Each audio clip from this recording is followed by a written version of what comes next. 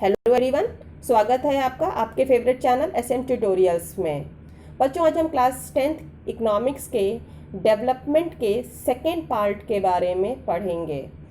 अगर आपको याद होगा, हमने प्रीवियस लेक्चर में डेवलपमेंट के बारे में पढ़ा था, डेवलपमेंट की मीनिंग क्या है, और हमने दो टॉपिक और कवर किए थे। What development promises, different people have the different goals, और इनकम एंड अदर गोल्स के बारे में पढ़ा था।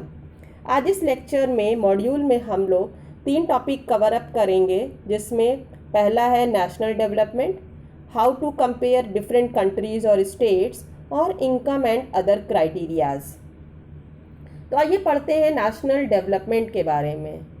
नेशनल डेवलपमेंट यानी किसी भी नेशन के डेवलपमेंट के बारे में हम बात कर रहे हैं, राष्ट्र के विकास के बारे में बात कर रहे हैं। जब हम किसी भी कंट्री के डेवलपमेंट के बारे में बात करते हैं तो वहाँ पे हर तरीके की चीज़ों में पॉजिटिव ग्रोथ के बारे में हम बात करते हैं, यानी वहाँ पे प्रोडक्शन बढ़ रहा हो, वहाँ इनकम बढ़ रहा हो, वहाँ पे जॉब अपॉर्चुनिटीज़ हो, ये सारी चीज़ें हों।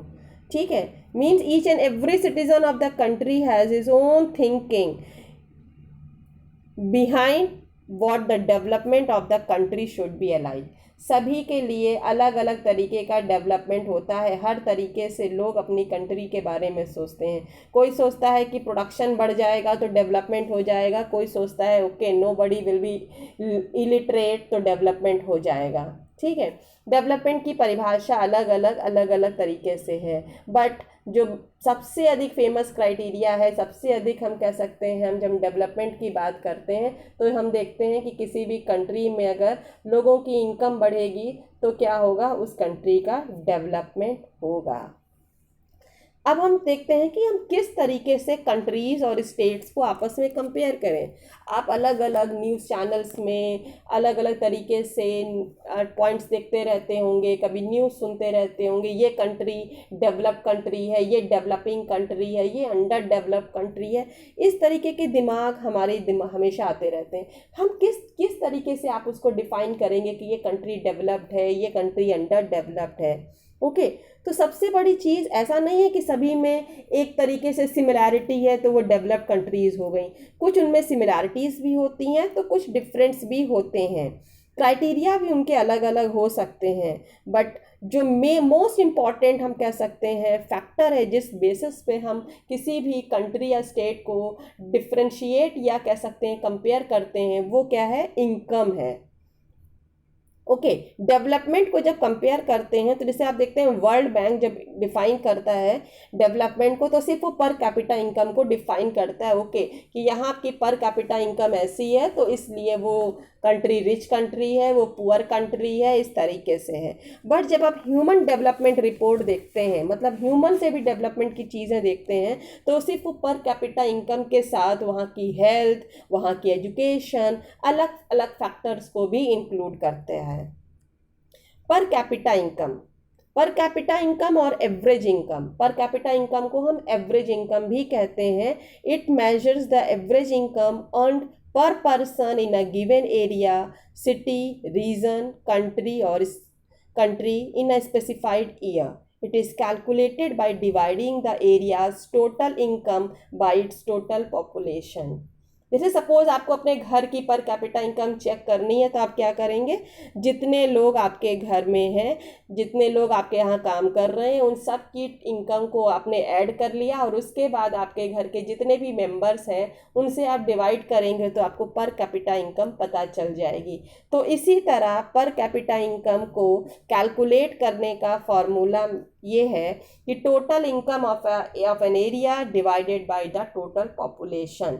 किसी भी जगह की, किसी भी देश की, किसी भी स्टेट का अगर आपको पर कैपिटा इनकम पता करना है तो उस पर्टिकुलर एरिया का जो इनकम है वो किसी भी सेक्टर से हो रहा हो, चाहे वो प्राइमरी सेक्टर हो, चाहे सेकेंडरी सेक्टर हो, चाहे वो टर्शरी सेक्टर हो, से मिला करके जो इनकम हो रहा है उससे हम उसकी यहाँ की टोटल पॉपुलेशन को डिवाइड करते हैं तो हमको पर कैपिटा इनकम पता चल जाती है।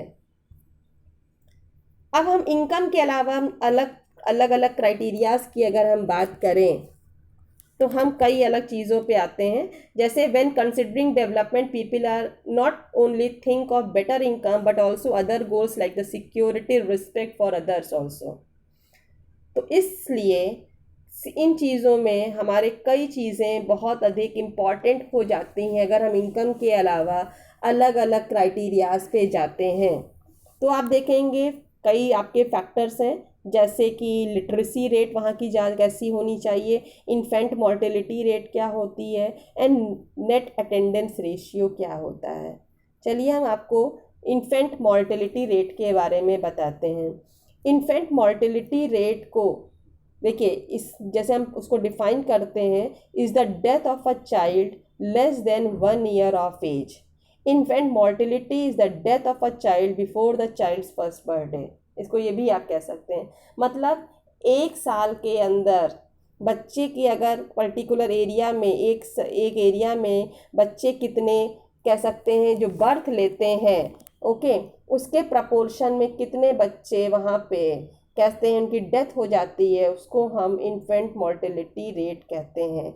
It indicates the number of children that die before the age of 1 year as a proportion of 100 live children born in that particular year। उसको हम इन्फेंट मॉर्टेलिटी रेट कहते हैं। इसको आप इस तरीके से डिफाइन भी कर सकते हैं, इसका फॉर्मूला भी दिया हुआ है कि ratio of infant death registered in a given year to the total number of the live birth. Okay, अब हम आ जाते हैं literacy rate. Literacy means person is able to read and write. Okay, a literate person किसको कहते हैं? The person who is able to read and right.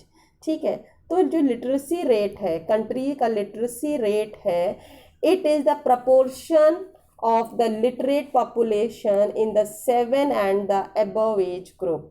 उसको हम इस तरीके से डिफाइन करते हैं। ठीक है, अब हम आ जाते हैं नेट अटेंडेंस रेशियो पर।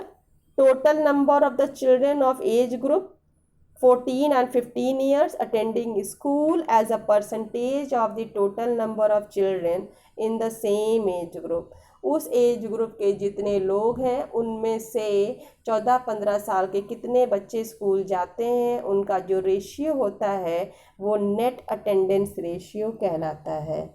ये सारे आपके बहुत ही अधिक कह सकते हैं इम्पॉर्टेंट फैक्टर्स हैं जो हमारे डायरेक्टली और इनडायरेक्टली कंट्री के डेवलपमेंट से रिलेटेड होते हैं। Thank you children.